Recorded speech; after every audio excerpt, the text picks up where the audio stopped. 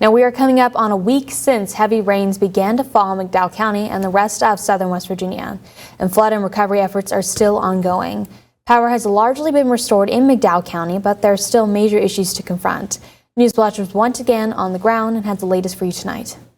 As relief efforts continue in the aftermath of catastrophic flooding over the weekend, the focus is still on the people of McDowell County. We're working for you, okay? We'll do our best. Crews restoring utility service around the county have made major progress, but there is still a long way to go. The main thing is we got to get these roads fixed, get the people to be able to come out of the hollers and back out, and our water system. Luckily, our power's been, the AEP's been doing great with that, but our water, I think we're still out with 70% of our county, so water efforts and trying to get to these people is the big thing. According to outage trackers, there are no ongoing outages in McDowell County.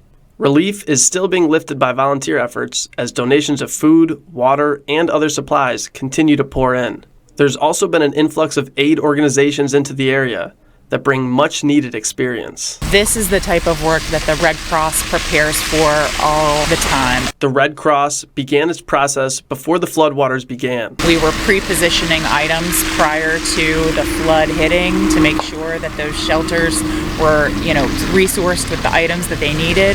And now, we see that every, disaster has its own unique needs. And we're going to see that here too. Absolutely. And now that relief efforts are ongoing, they're pitching in where they can. The Salvation Army was cooking every day and continues 800 to 900 meals for right here in McDowell County.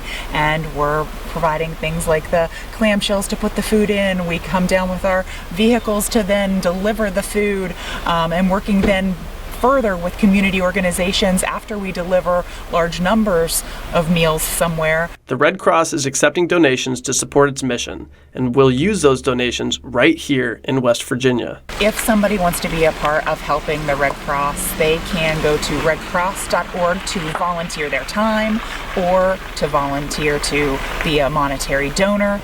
And you can go to redcross.org, put in your zip code, and we'll make sure that that money goes here locally.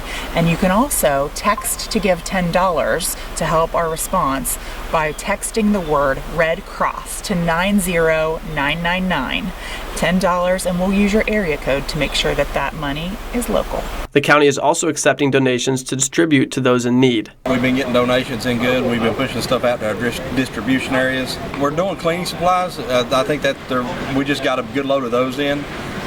Cleaning supplies, water, not perishable foods, okay? We can't give that out. But if you want to send cleaning supplies, water, that'd be great. In Welch, with Michael Leith, I'm Danny Delancey for News Watch. Today, McDowell County and the State Fire Marshal honored a firefighter who died in the line of duty. A procession transported War VFD Deputy Chief Jeffrey Lawson from Charleston back to McDowell County. The procession left Charleston at 11 a.m. and arrived in Welch at roughly 1:15. They traveled up I-77, across the Coalfields Expressway, and traveled through Pineville to a funeral home in Welch. Lawson suffered a medical emergency on the way to a fire on Monday and passed away. He leaves behind a legacy of service to McDowell County, and the impact of his passing has been deeply felt in the first responder community. With flood relief efforts ramping up, McDowell County has implemented a hotline for those who need help, and that line is heavily supported by an unlikely group, the youth of McDowell County. Newswatch's very own Michael Leith and Danny Delancey stopped by the call center to shed some light on these young, unsung heroes. When they call in, we know exactly what they're needing. That is the sound of calls for help being answered right here in McDowell County. After the demand was much greater than the supply, citizens teamed up with law enforcement to take some stress off of the emergency operators. Quickly realized that the 911 center was getting overwhelmed with calls and stuff, so we figured out a way to be able to redirect those to somebody else that we could get them help quickly. That's what we want to do. We want to be able to get people help as quickly as we can. Getting people help as quickly as they can is exactly what is happening, but it is with the help of McDowell County's youth. So we have some HISTA students that call in and volunteer. We have some JAG students that call in and volunteer, which helps them, be able to get some volunteer hours and stuff. Not only does it give them volunteer hours, but for some, it changes their world.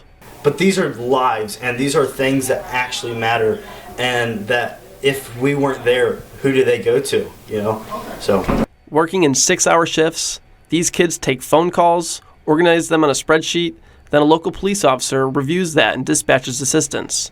Pretty amazing for a group of kids. it is an awesome place to be able to see kids who have a work ethic and have a drive and are able to do something and able to, provide something to the table, and it all comes together and makes a wonderful work group. Even though many people lost everything, seeing the community come together in this way has meant more than words can describe for what the future of McDowell County looks like. That means we have a bright future. There's the light at the end of the tunnel. There's a little peephole that you see, and just a little mind's eye in that room right there that shows that we can do something and that we aren't just 15-year-old kids. We're actually being able to do something for the community. Working day in and day out for the betterment of the community is not lost on these kids, and they will take home lessons more valuable than any classroom could teach. The biggest thing is compassion. Being able to help somebody, always be ready to help. No matter what is happening, doesn't matter the person, it doesn't matter if they're 80 years old or if they're 5 years old. In Welch, with Micah Leith, I'm Danny Delancey.